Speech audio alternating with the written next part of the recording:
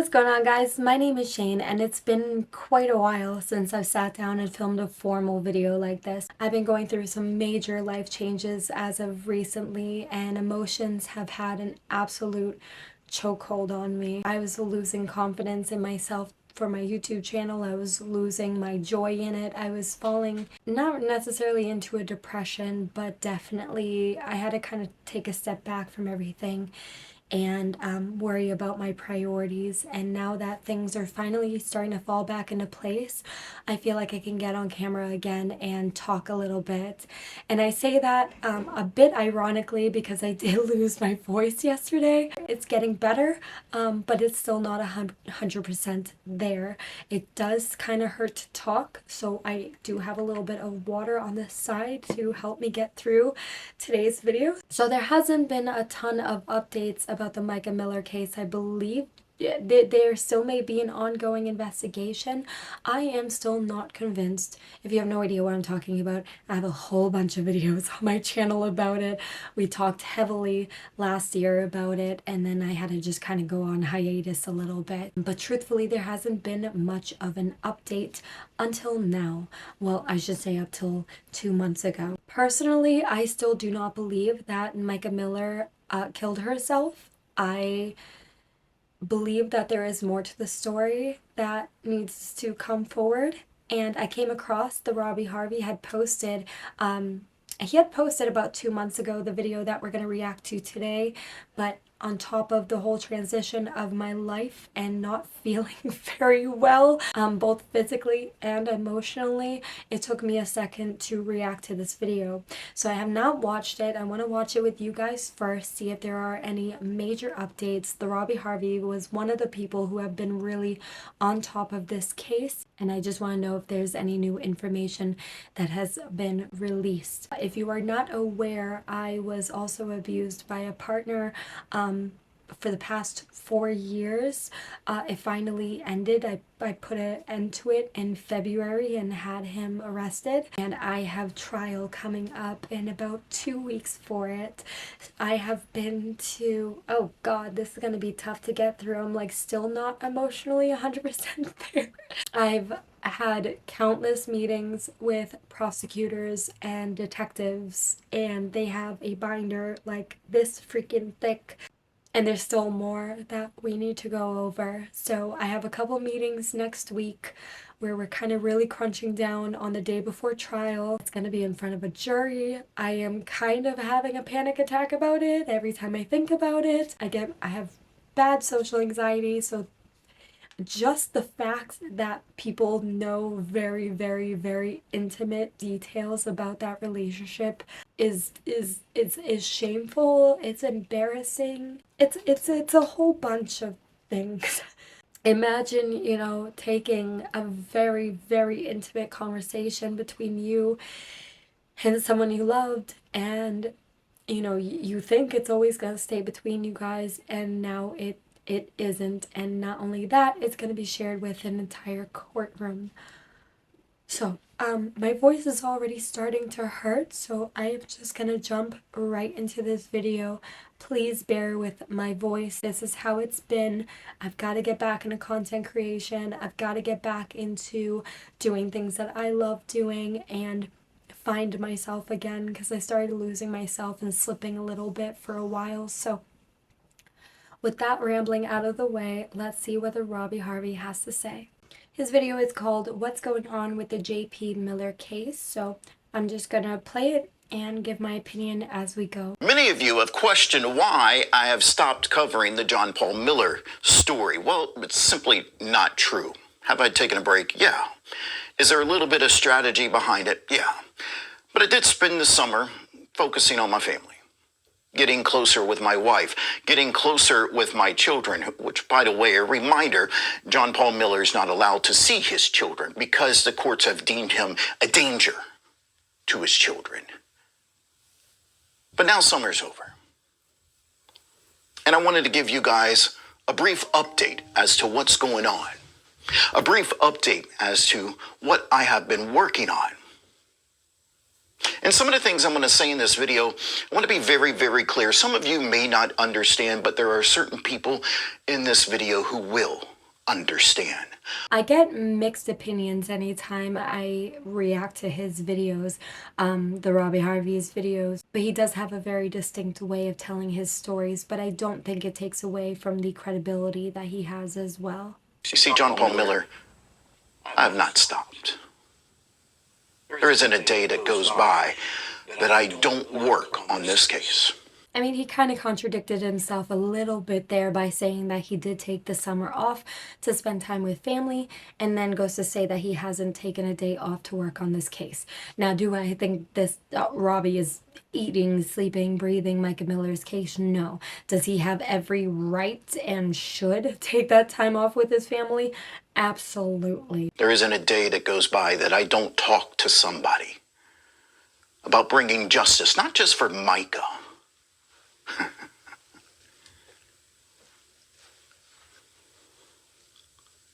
but for the people you know.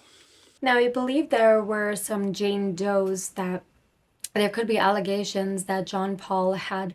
If you have no idea, again, what this case is about, please fill yourself in, because there has been so much information. There were allegations that he may have been inappropriate with some of the church members when they were minors, including Micah. And I believe they were listed as Jane Does. So I don't know if that's who he's referring to in this video, but we're just going to keep watching. You see, to give you an idea, I know the people you contacted the day Michael woke up from that surgery. I know the people you texted the day Michael woke up from that surgery. You talk too much. The only surgery that I recollect her having was a breast augmentation, which sounded like it may have been John Paul Miller's idea, again, allegedly. Unless it's another surgery that she went through, I think that's what he could be referring to. So John Paul was texting people when Micah woke up from the surgery? You talked to so many people that day. I know the conversations you had with Mark Kaufman the day Micah woke up from that surgery 7 years ago.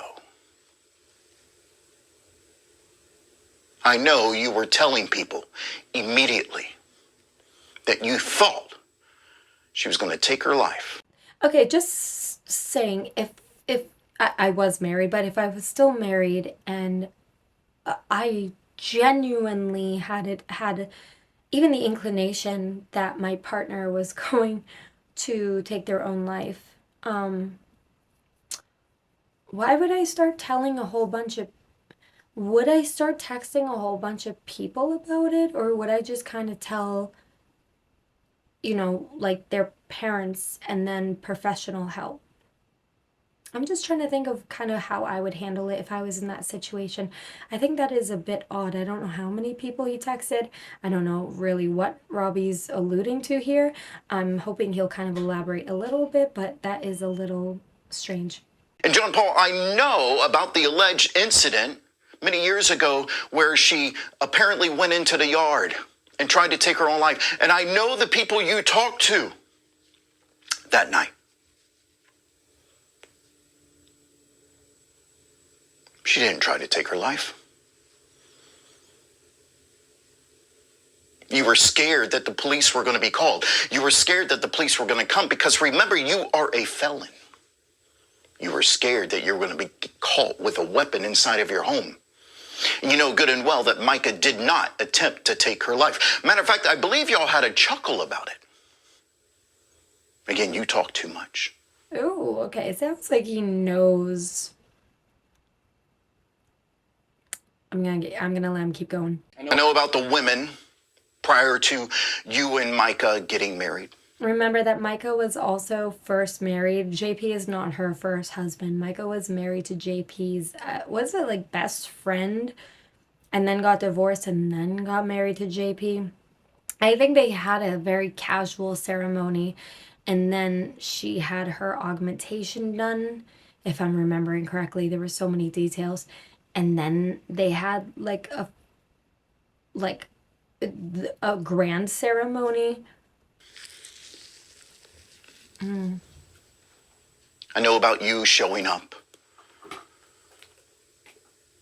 to the ice bath, to the place Micah would go to. And I know about the conversations you had with staff there. I know about the things you were saying to the staff there. I know exactly what you were talking about. Ice bath, it kind of sounds like, was she doing like I don't even mean to be funny whatsoever, but like an ice plunge, or like, is there like a spa thing with ice baths, or I don't know. I don't do any of that. But to say like there's staff there, and it sounds like an actual, place that he would have had to. I think I'm missing something, but we're going to keep going.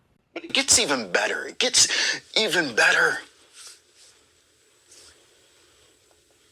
Let's go back even more.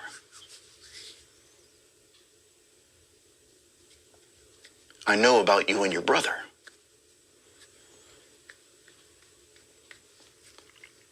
And the things y'all did back in those days. I know about the drugs. I know about the women.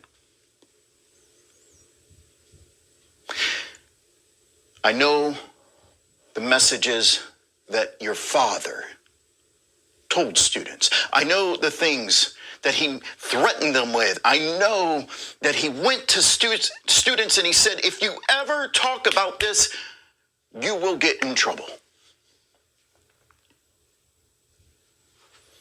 I know about the text messages sent not long after Micah died.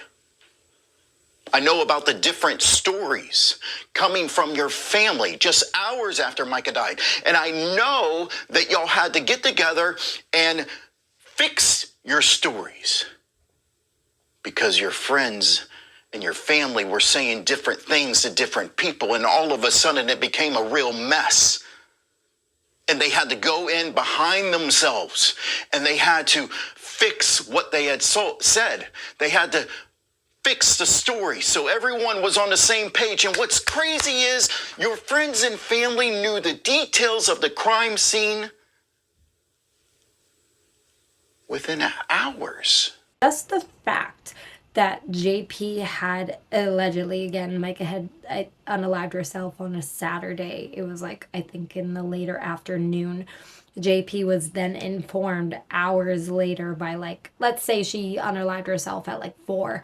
He knew by like 7. I just don't see that being a feasible option. I just don't see that being, I just don't see that happening. When there's a crime scene, it's closed off. I mean, wouldn't investigators want to go in and look for shoe prints? Or did JP have such a grasp on this community as a pastor that everybody was like, oh, yeah, well, no, she definitely unalived herself because he said so. I'm just wondering how much persuasion this man really had over that community, because why would they even release that information without being like so certain? Police and investigators would not release that information unless like they'd be in some deep doo-doo if that was found out that wasn't right, and they released that as truth, not alleged, but truth. And not only would they release it to the public, but then to the immediate family. This family who just lost a loved one. I'm hoping, oh my gosh, I am going to be all over his page looking for updates, because it sounds like he has so much information that is going to be coming forward recently. I know Robbie had alleged to be in contact with Micah's sisters and people that were close to her. Now he's saying, he talked to a whole bunch of people, and even JP's family were all saying different things about what happened only hours after this crime occurred. And then everybody was getting details wrong, so they're like, oh crap, now we're getting questioned that we're getting details wrong. We need to get together and sit down and get this story straight. Oh my gosh. I know exactly why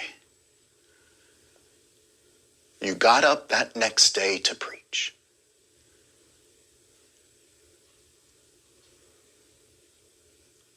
I know exactly why.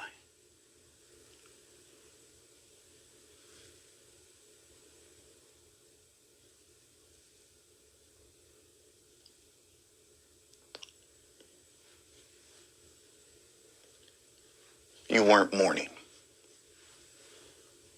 Matter of fact, I believe you were excited. I believe you were looking forward to standing on stage that day. Mind you, his wife just allegedly unalived herself the night before. JP gets up at a church service. Now, if you've ever gone to church, I mean, even once, majority of the time services are held between 9 and 11 a.m. It's not even going to be like a full 24 hours before receiving this news. As a loving spouse, I couldn't even fathom stepping out of like my home with that kind of information to face an entire crowd, and not just any crowd, a crowd who all know Micah because they're all members of the church. And this isn't just somebody who shows up every Saturday. This is the pastor's wife. So a very well-known member of the church. This man gives his entire sermon and then at the end says, oh, by the way, Micah did this. No, no, no, no. So maybe Robbie is right. Maybe he was kind of I don't know if I would personally use the word excited. Maybe he felt like this was the opportunity to clear his name. Like as soon as he said this, like no one would suspect him. Almost getting delight out of manipulation, possibly. Like a sick, twisted excitement, right? Possibly. If I'm wrong, correct me. Pull up your text messages. I'll be happy to correct anything I'm wrong about, but I don't think I am. Matter of fact, I know I'm not. And here's what you need to be afraid of. I've heard Micah's voice. No, not AI version Micah. The real version. So notice that he's not alleging any of this. So he could very easily fall into a defamation lawsuit if he was lying. The amount of confidence that Robbie has going into this, I really think he's got some solid evidence backing up what he's saying right now.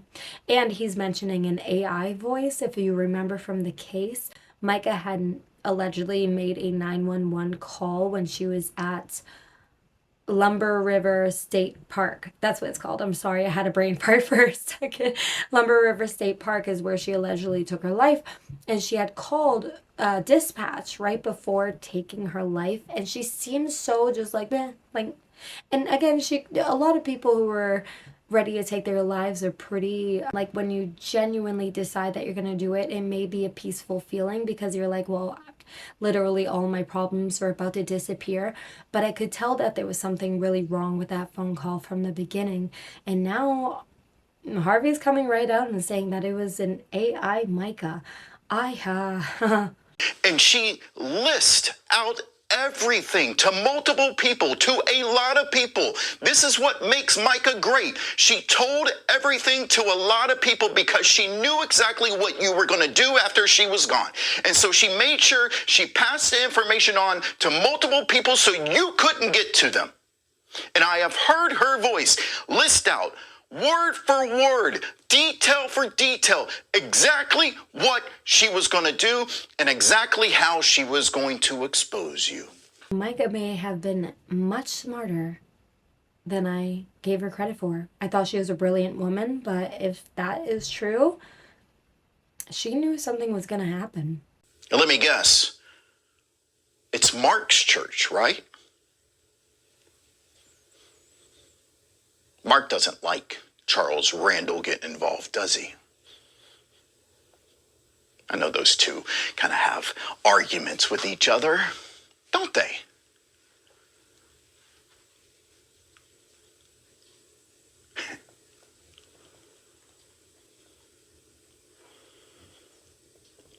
What about that poor girl from 2004?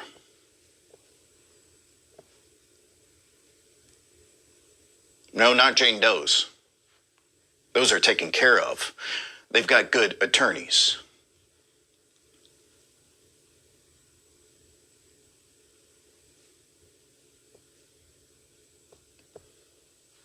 You see, I haven't stopped. And when the documents come in from the other jurisdictions, yeah, other jurisdictions, I'll share more. Just waiting for those final documents. I believe there was another state involved. I could be wrong, but I think something occurred in Illinois. So other states, different jurisdictions. It'll be interesting to see what comes forward. I mean, how could she use a rifle? I'm not talking about Micah. I just have a lot of questions how that rifle could have been used. Wait, what? Wait. A rifle? And he's not talking about Micah? So What did I miss? those of you wondering where I've been, those of you wondering what I've been up to, don't worry. It's all coming out. Oh. Oh boy, I think 2026 is gonna be real big for this case, and I really hope so. I've been hoping that this girl will get the justice that she deserves. Not much was coming out, nothing was getting released. We saw the FBI go in and raid JP Miller's house and come out with boxes with the possibility of there being computers or electronics in there. Didn't he have like more than one phone too? Like when JP was being filmed by protesters and saw, I believe it was JP, it could have been somebody else, but I think it was JP who had a phone in one hand, put it in the pocket, and then like grabbed for another phone. So there were like numerous phones, and we have gotten diddly squat since then, and it's been driving me insane. The conclusion of this case makes absolutely no sense to me. I hope so much comes out this year, or for the end of this year into next year. I hope Micah and her family will get the justice that they finally deserve. I will try to keep you guys updated as I find out more. We will react to more as it comes out. So if there is a little bit of a break, don't think I forgot about this case whatsoever. I haven't stopped thinking about it since I started covering it last year. It has been stuck in my head. Like, I don't know why this case in particular is standing out to me, but I will continue reacting to new information that comes out. I am not feeling that hot though, so I am gonna go for now. My voice is absolutely killing me. Thank you guys so much for watching today, and I'll see you in my next one.